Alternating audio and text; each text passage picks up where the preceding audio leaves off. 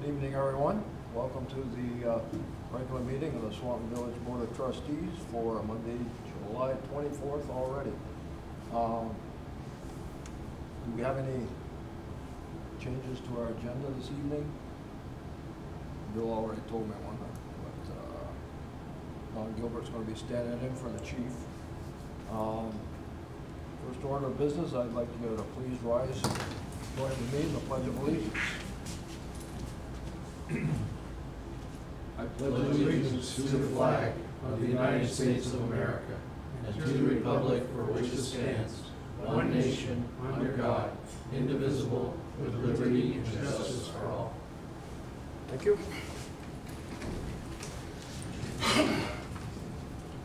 Public comment. Anybody have anything on the public comment? I know you got a program you're going to present. Car show this weekend. Yes, sir. Saturday. Sunny and No, 82. guaranteed Maybe no 75. rain. So, item number 5 on our agenda this evening, approve and accept the minutes from our Monday, July 10th, 2023 meeting as presented. I would make the motion that we accept the minutes from Monday, July 10th. And I'll second. Motion's been made and seconded to approve and accept the minutes from our July 10th meeting. Any discussion on that? Corrections? No? Good. All those in favor of the motion signify by saying aye. Aye. Those opposed, abstentions, that motion is carried unanimously. Item number 6, approve and accept the village warrants through Thursday, July 20th, 2023. What's your pleasure on the warrants? I'll move we approve warrants 68 through 73 for July 20th as presented. And I would second it. Motion's been made and seconded to approve and accept the village warrants. Discussion? All those in favor of the motion signify by saying aye. Aye. Okay, the motion's carried unanimously. Moving right along.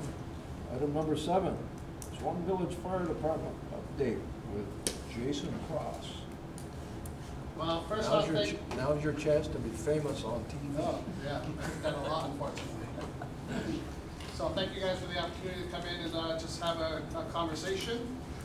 So as of today, currently we have 28 personnel. 25 of those are active.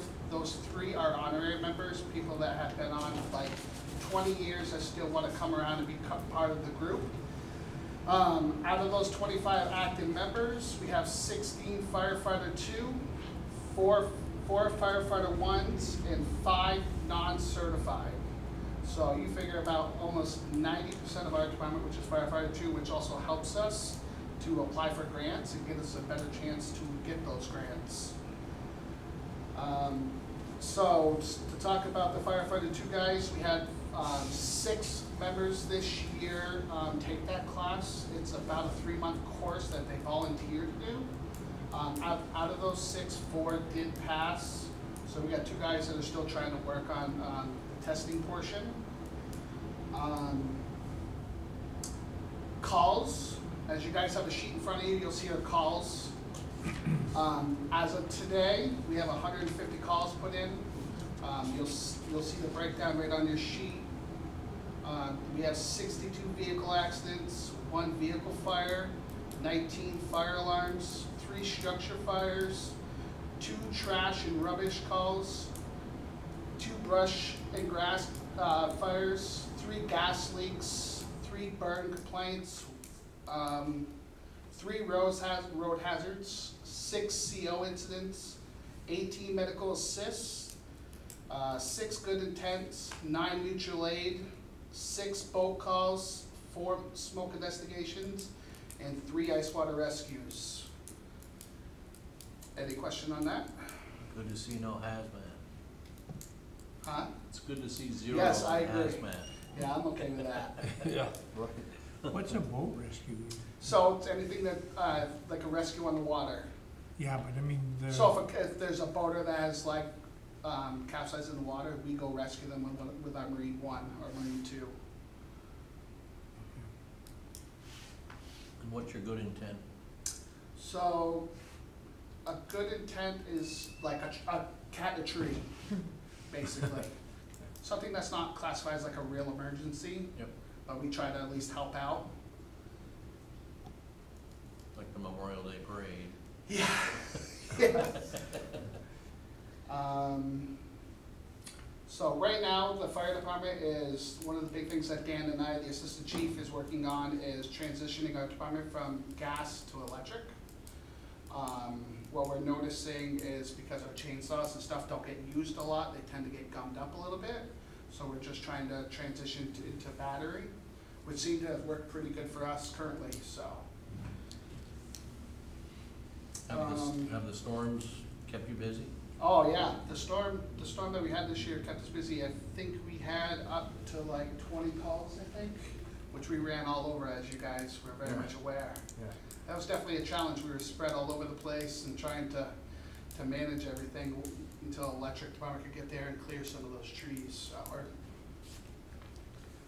You went out in a boat yesterday, didn't you? Yep, so something that Dan and I decided this year was to, during like the 4th of July major events like the LCI, we're gonna keep Marine One on the water, so you'll see us more with that. And that's just already be prepared just in case if we do get a boat taking on water, or if there's a medical emergency, we can try to go over and give them a hand faster instead of, because we have to launch our boat from here or bring our boat from here.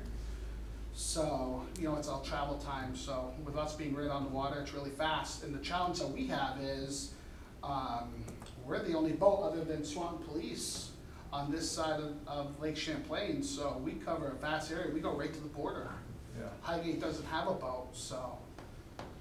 You were docked over at Border Patrol dock? Nope, we're not. We trailer our boat. It's out back. Yeah, I know, but yesterday was a boat, Oh, or Swanton PD was over there. Yeah, Swanton Police and Border Patrol, the only two boats on that dock, right? Yeah. So, that's And where do something you we took launch? on this year. Huh? Where do you launch? Sometimes for the West Swanton Bridge, that's pretty much mostly where we launch from. Vehicle accidents, do you respond to every one typically, or just the ones that there's a fire possibility? Yeah, so what we got with our central dispatch is that if there's no leaking fluids or no injuries, then we don't respond. But if it's unknown, we will, just in case. So, and sometimes we're there minutes, and sometimes we're there an hour. So it's just all based on the situation, obviously. So. It's just a big delta, that's all it seems. Yeah, we see a lot of motor vehicle accidents, just for the simple fact that we got 78, we got the interstate, Bushy Road, Highgate Road, where people tend to travel a little fast. We're all over a big intersection for us that we go to a lot of accidents to is Woods Hill and 207. Very, very, very big area for accidents. People just don't stop when they're coming on from the Woods Hill side. At that intersection, everybody on the 207 side just blow through, and then, so we always get a big crash. Yeah. Always happens, probably once every couple months or so. Very good. All the equipment's in good shape? Yeah, Jason? No luckily problems? enough, we have a small maintenance crew here. These guys come in here on their days off, and they come in and they make sure that everything's up to speed. They're changing sometimes headlights or small things, or they're scheduling appointments and bringing trucks to areas that, to make sure these trucks are fixed and always ready to go. So, but currently the fleet's perfect. Good. So. But yeah, I can't say this enough. Those guys over there, they come every Monday night. As you guys know, we train every single Monday night. And it's always something new, so we can stay up to speed with all this technology, especially battery operated stuff. I'm sure you guys have seen a lot about car fires with batteries. Those things are pretty dangerous. So we're always, I challenge my training people to really come up with new things and stay up to speed with what's going on, so our guys are ready to go. So. Have you run into a battery fire yet? Not yet. I'm okay with that. Yep. So. What gets me about those electric cars is their weight, Yeah, their physical mass. yep. I would just hate to see them run into one of these small cars. I mean, it's twice the mass. I'm an engineer, I'm telling you, the guy in the little car's not gonna make it. Yeah, and the challenge is, you know, these batteries are underneath the car and they protect them so well that we're having a hard time getting to them, so it's taking way more time and they're burning way hotter and they're really dangerous. They have a thing called thermal runoff that, you know, that can make us pretty sick if we inhale that, so when we fight those, we have to wear our SCBAs, so. It's pretty dangerous stuff. Lithium is pretty miserable to be around too. Yeah, and it's taking a lot more water to put that stuff out, and they're finding too that sometimes that if a tow truck will take it, sometimes they can reignite right when they're in the back of a tow truck. So I've read that some departments are buying like big containers, filling them full of water, and they'll stick the cars in them, and then they'll take them and haul those off in the water just so that they won't start up again. Wow. Yeah. There's a lot of things about electric cars that people don't understand. Yeah, it looks good, but there are They're definitely fun to some drive. dangers that people are just aren't aware of. A But lot that's of the stuff them. that's not shared, so. Stay on top of that, it's bound to happen sooner or later. Knock on wood somewhere, so hopefully it does not. So, just something too real quick I'd like to bring up with you guys is, and then I'd like to sit down and have a discussion with you guys about our truck replacement plan at some point, and talk about what that's gonna look like for us. Obviously, I know with like the rise of cost of everything and taxes, you know, it's a big concern, but we still have to maintain our fleet. So at some point, I'd like to sit down with you guys in executive session and have a conversation about what that could look like for you guys and what makes sense for everybody. Okay, we can do that. So, But, we're pretty available. yeah, Couple times a so are month. we. Yeah. Okay. But lastly, I'd like to thank you guys for the support. I'd like to thank the community. I've been in this fire department for 20 years. Yeah. And the one thing I know true is that Swanton supports us, and we hold our head high, and we always try to make sure that we make our community proud every time we go out that door when that pager goes off. So Yeah. thank you guys very much. Yeah, we've always had pretty good support from the community. Yeah, it's Thank your been great. firefighters, let them know we do support them. Yep, there's no question. Okay. Thank you guys. Thank you. Keep up the good work. And thank you. Appreciate it.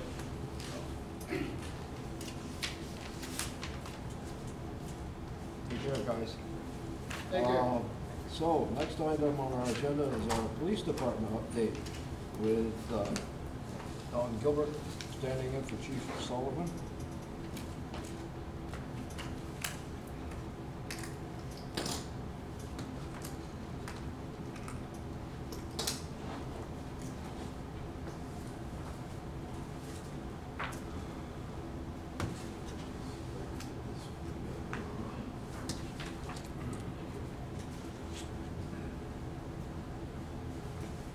Should have been more order.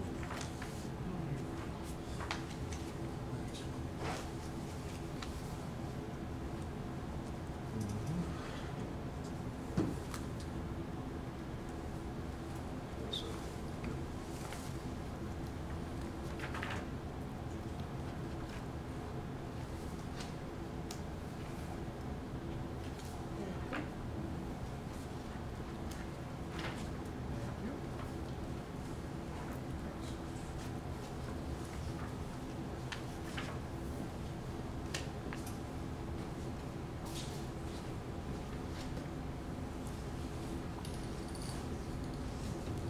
Good evening. Good evening, Don. The top packet I handed you is the incidents that the department responded to during the month of June for the village. There's a quick synopsis of those along with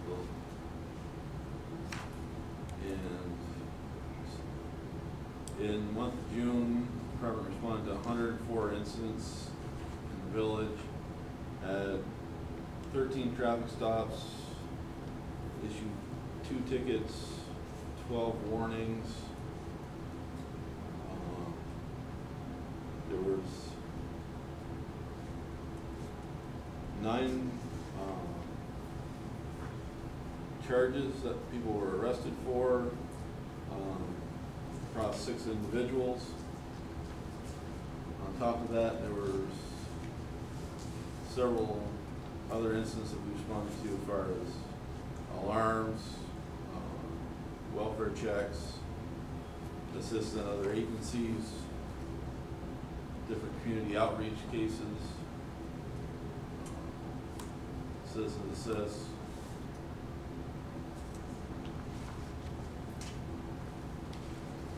Then, in all, the second packet is a combination of town and village together. All the incidents that we've covered under all our contracted hours with the town, plus our normal coverage with the village. In there was 190 incidents for the month of June, 20 traffic stops, 11 tickets were issued, 19 warnings were issued, 15 arrests on 15 charges, 8, that's accounted for 8 individuals who were issued either citations or lodged, and then 1 incident that was the same individuals accounted for 2 of those arrests, along with our multitude of citizens assists and alarms and welfare checks. Another case, agency assists we were called for.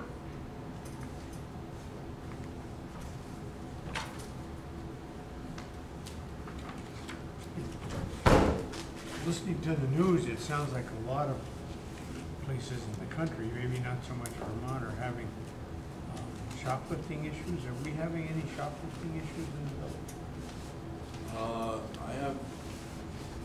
We've not had any large number of retail Not thefts. not an out pickup. Not an uptick of them, no.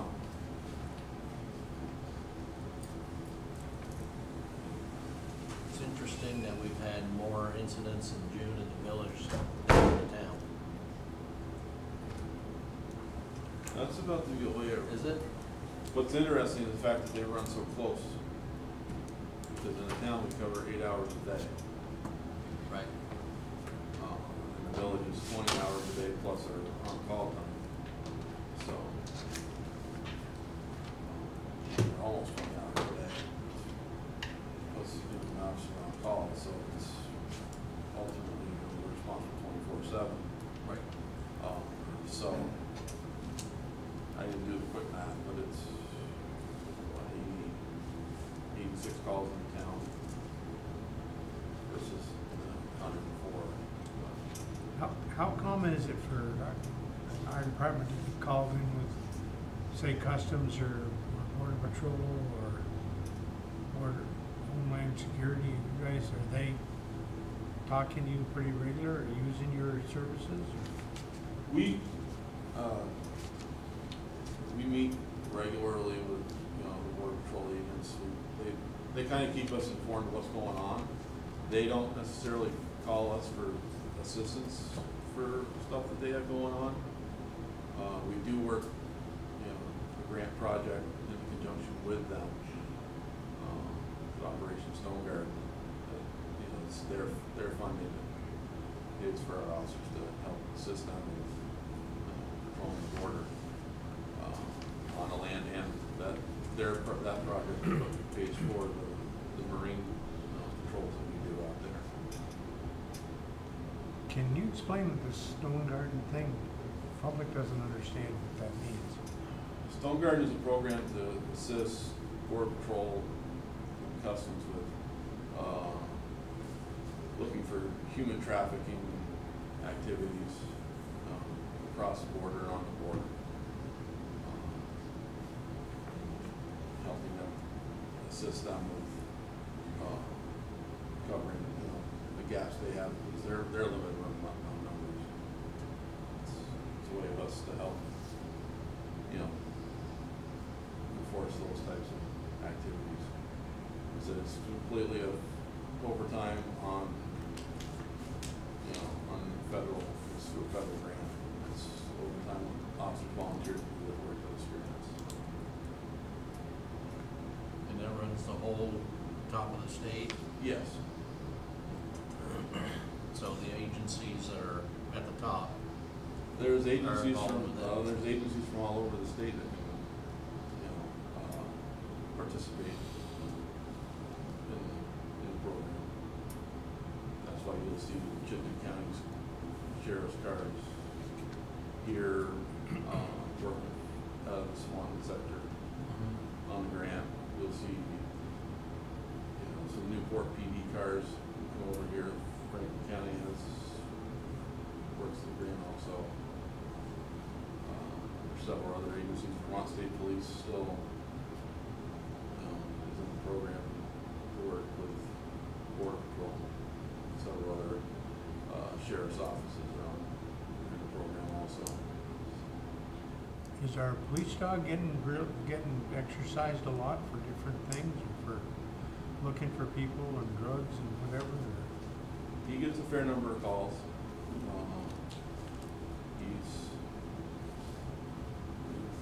Scout's been staying busy. We'll leave it at that. Yeah.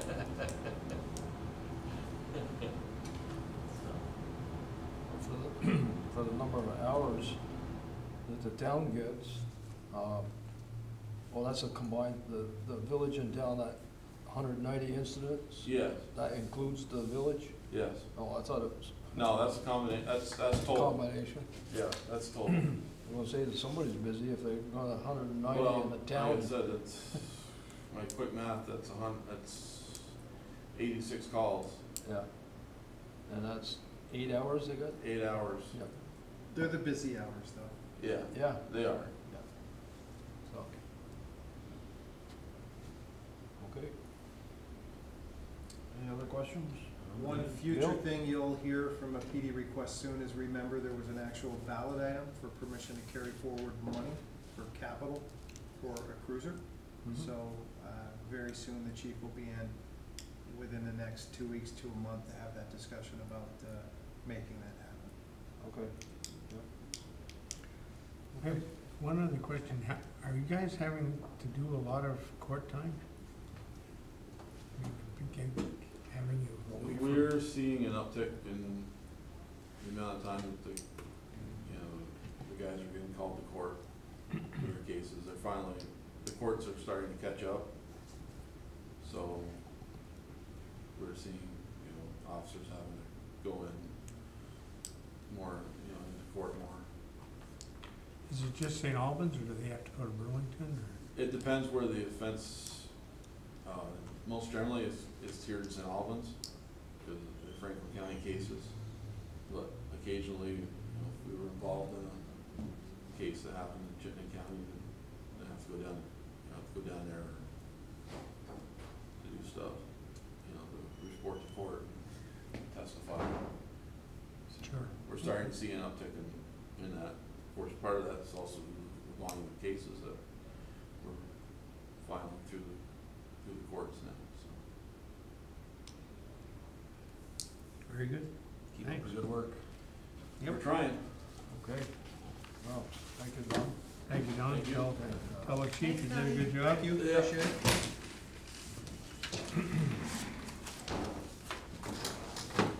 Okay, next item on our agenda is our village manager's update. Bill, enlighten us. Just a brief handout that we'll get to in a minute.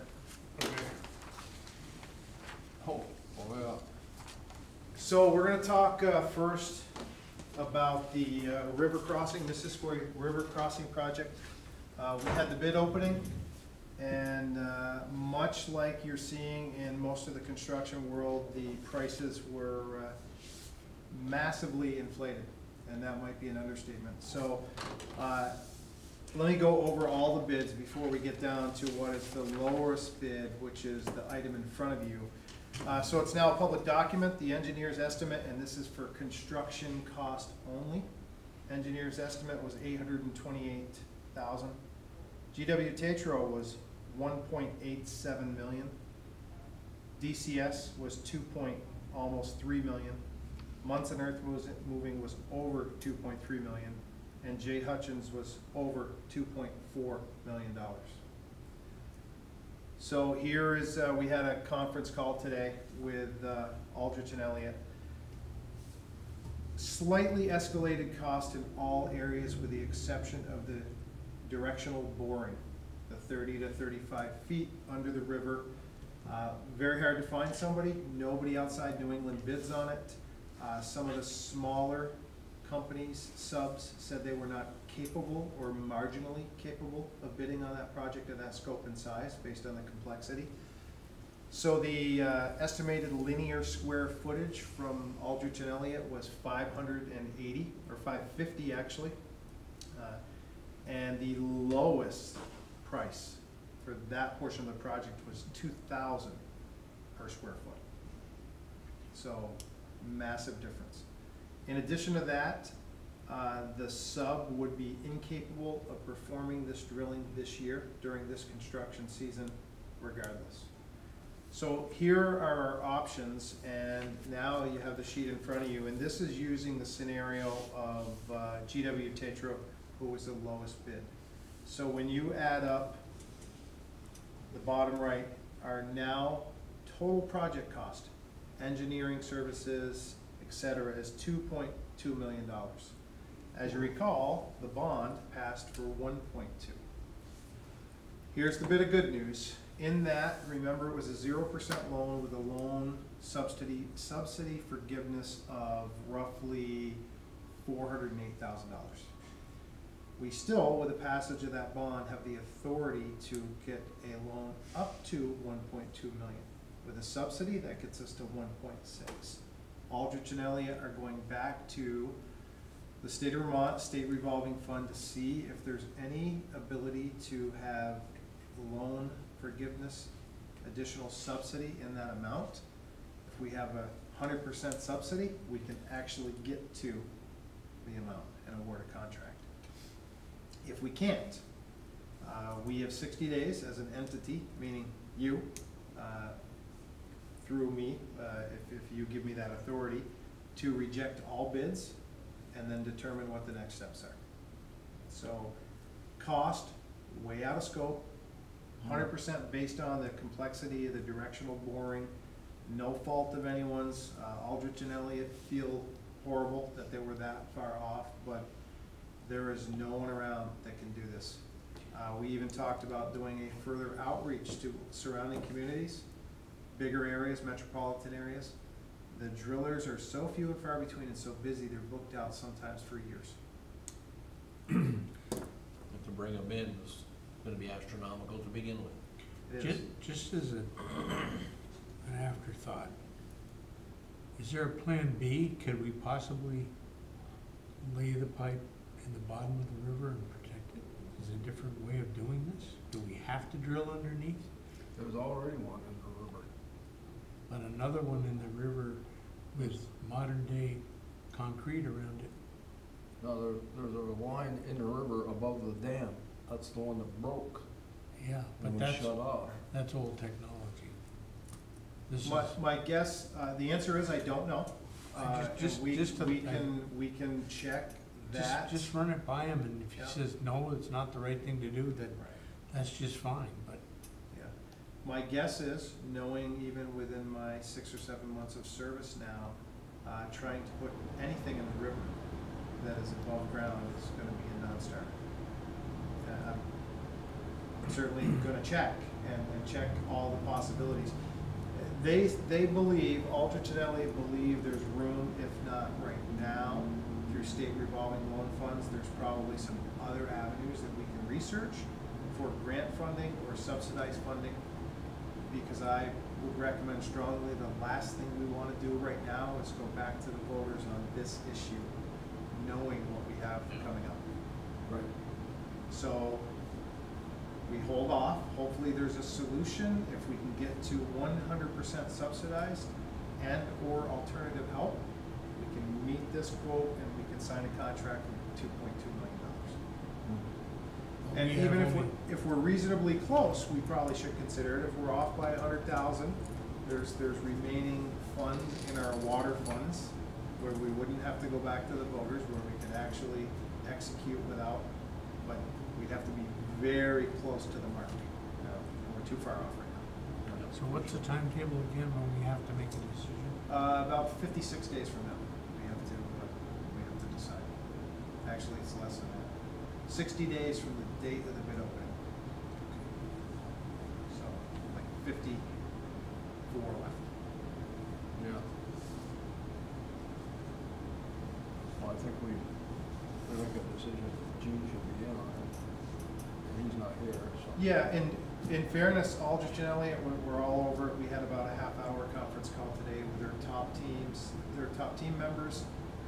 They're all over it. They're gonna do all the research and shake every tree. They're even gonna go out as a last-ditch effort to scour New York, New England, to say, is there really anybody else here that might be interested in this? They'll even reconnect, I forget the name of the corporation, somebody that said they marginally might be able to do it. There's another company that works in Vermont frequently that clearly said, we don't even have the equipment to attempt this, and to go out and buy it is way out of their scope and comfort level.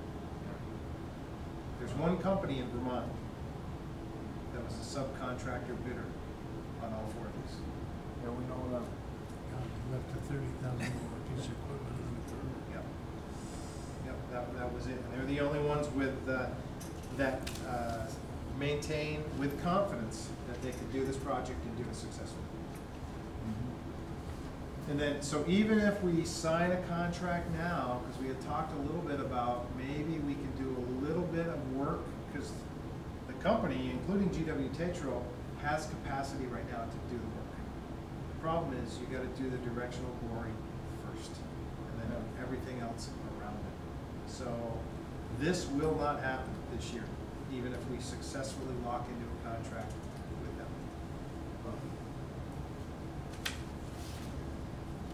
I do have blown up, if you want to look at it after, it's got all the bid prices and the breakout, because it's way too complicated to see it if it's not blown up like this. So you can but they missed the mark on directional boring by 4 to 5 times. Underestimate. 400 to 500%. Good on that one? Okay. Okay. Diane, could you pull up the photos on the thumb drive, please? So the next one is kind of an emergent problem that we're having. Over time, degrading to the point where we do not want it to become a problem. At the end of this, I'll be looking for a motion.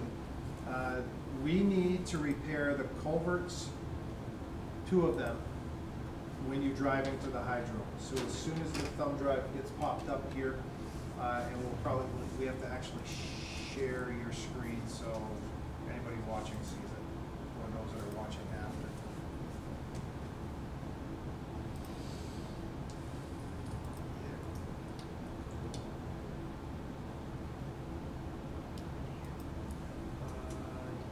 There you go. And go, yeah, it does not matter the order. Okay, that's actually a good one to start. So as you're driving into hydro, you get the start of the culvert is on the left-hand side. It goes under our sub. And here's the problem. In a couple photos, we don't have to pull them up yet. It's causing a sinkhole, which I'm not an expert, but I'm pretty sure you don't want sinkholes in a primary substation. So what this solution is, it's a company called, well, Prescott, Everett Prescott Incorporated. They're out of Maine. Let me give you the dimensions, and you can pull up another one if you don't mind. So that's it, looking from the hydro, looking up. Let's go to the next one, please. Okay. So as it connects, there is the sinkhole. So we will do our own excavating, and we'll dig down around, and we'll make sure that there's nothing wrong with the penstock. We'll make sure everything's solid around there. Next one, please. A little closer look at the sinkhole, and it goes down quite a ways if you're standing on top of it. And then where's the one? There should be one more. There we go. Okay. So this gives you the extent of how long. So the intake is the one you were looking at, and the exit pipe is right there back into the river. So two culverts. One is 36 inches by 140 feet that goes from the left side intake to the middle where you saw the storm drain, where you see the sinkhole. That then enters into a second one that is 30 inches by 80 feet and continues toward the river. So what this company does, and they did extensive research led by Dan and Dwayne with electric, was they essentially line this pipe with plastic, and it makes it a brand new pipe inside a pipe. So you end up with a slight decrease in diameter, but super effective and clearly much, much cheaper solution than tearing that out and putting a new culvert in. So the quote on this, to include all labor, is $75,000. So they do high density pipe liner, they connect it, and at the end, you get a visual inspection, and it is a nice clean shot connected to the storm drain. It eliminates the sinkhole problem for $75,000. So this again is a non-budgeted item that is emergent and clearly something that has to be fixed before it causes a significant future problem for the substation. So that pipe goes essentially either by or under the substation. So it can, see the right where Diane's cursor is? That's the sinkhole right there, right? That's the cover right in the middle of the substation. Okay. So Yeah, intake to exit, slight angle, that's exactly what it does. It goes to where the sinkhole was and then goes to right where the arrow is for the exit. So that's the scope of the project. So pretty reasonable fix based on other solutions that we sought after. Yeah. And these guys say, this is a piece of cake, we do this all the time. And it gives you basically, even if the exterior of that pipe degrades more in the future, doesn't matter, you got a brand new pipe inside a pipe. So pretty outstanding technology. Yeah. That's your problem. So I think though, for this, for the record, I think we do need a motion. Yeah. I'll make that motion that we go with the proposed fix for the drainage system that And I'll second. Okay, the motion has been made and seconded to move forward with the repair of the culvert system at the Highgate Hydro plant. I don't think we need any more discussion. All those in favor of the motion, signify by saying aye. Aye. That motion is carried unanimously. We'll have to ask for the nays. When can they do it? Fairly soon, actually. They, Before the next flood? yeah, I think so. I believe they said this year, so I'm thinking September, October, but you know, you always know more the minute you sign. Yes. And then it becomes absolute and you're in the queue. Yep. So we're kind of a placeholder right now, but this will become much more real tomorrow morning. Next item. So we're having some citizen complaints for the Swanton Beach on the pond. And I haven't been here that long, but I guess off and on throughout the years, to mitigate those complaints, we have locked the gate at night. And then in the morning, when water goes by, they unlock it. Well, we haven't been doing that up until now this year. A new resident bought a camp on Moreau Drive, and he's tracking it. He had, his estimation was since June 15th, about 22 violations of what would be our ordinance for parks. So 11 p.m. quiet time. We have taken steps now to once again lock the gate, but it comes at a price because you can't prioritize the locking of the gate. So last night, for example, the PD was very busy on some much more critically important calls and going down to lock the gate. The gate didn't get locked. So at midnight to 2 a.m., there was a series of people in there, burnouts, doing things they shouldn't be doing, and trespassing. So we are going, the citizen in this case has volunteered to go put the lock on the gate. I recommend highly, that's a hard no. It's easy to put a lock on a gate. It's very difficult to walk away from a situation where you walk up and you ask them to leave because they're still there. And now on our behalf, the person's kind of doing a law enforcement action, Yeah. even if he wants to do it. And if there's violence, I don't like the liability look for us on that. So PD's aware. They'll do their best to get down there to lock the gate. I do want to propose we have some additional camera capabilities, and I want to start spreading this. I'm going to create a Facebook message tomorrow. Diane, please remind me. Something to get the word out. Just put some cheap Ring cameras down there that have good, high quality. The guy had video last night. By the way, the gentleman approached him last night and told him to leave, and that did not go well, which is why, again, not a good idea. Call us.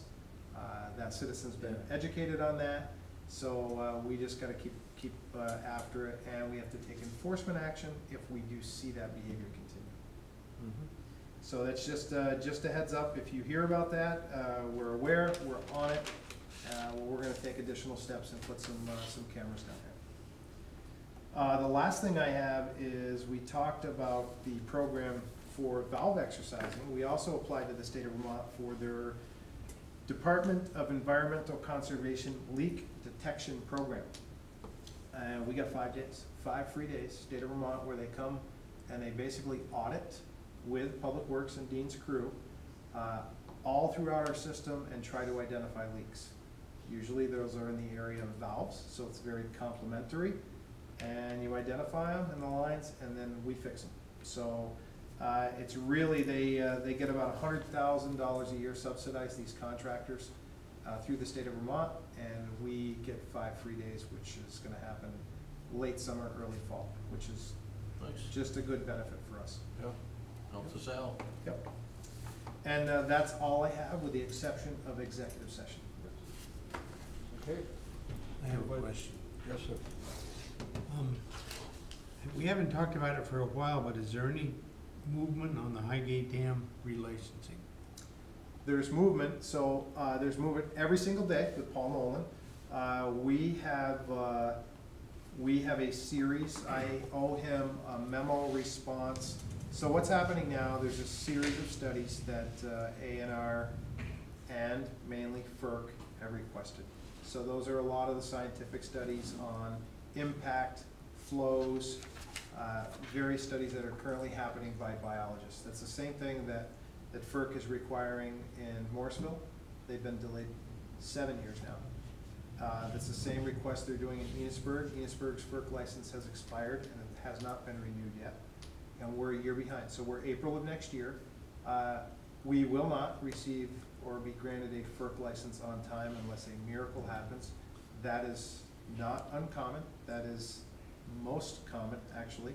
Very rare for somebody to receive a license on time. And we just operate on our past license. So they have requested 17 additional action items, requests for follow-up that we're answering now through our experts, through Paul Nolan, and then internally for us. Some of those are flow studies, peaking, the impacts. So there's a whole series of things, and we'll get those to them. And in the near future, we will actually see if we somehow have a shot and we're on pace.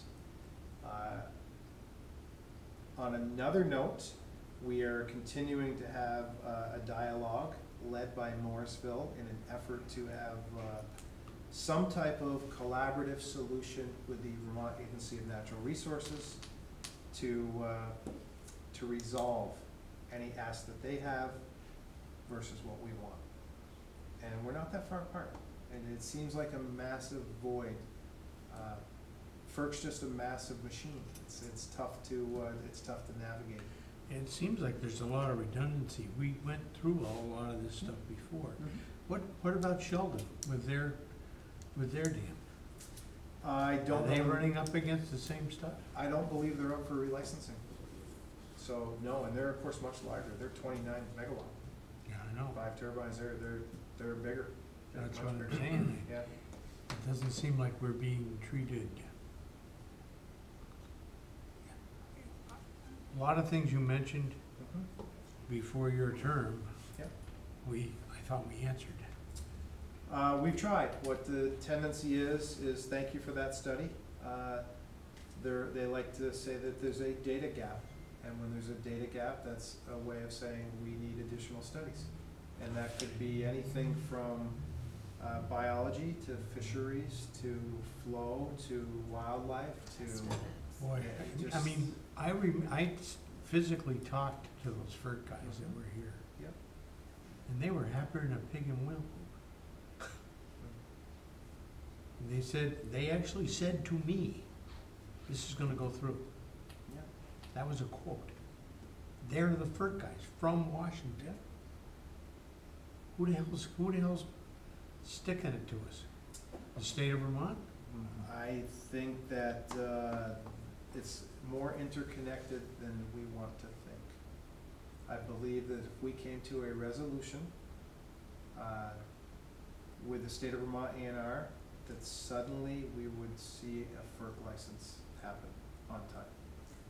I do believe that.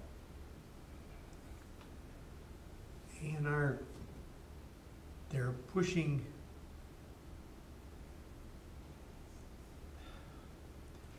hydroelectricity. This seems negative to that. Meaning they're no longer embracing hydro?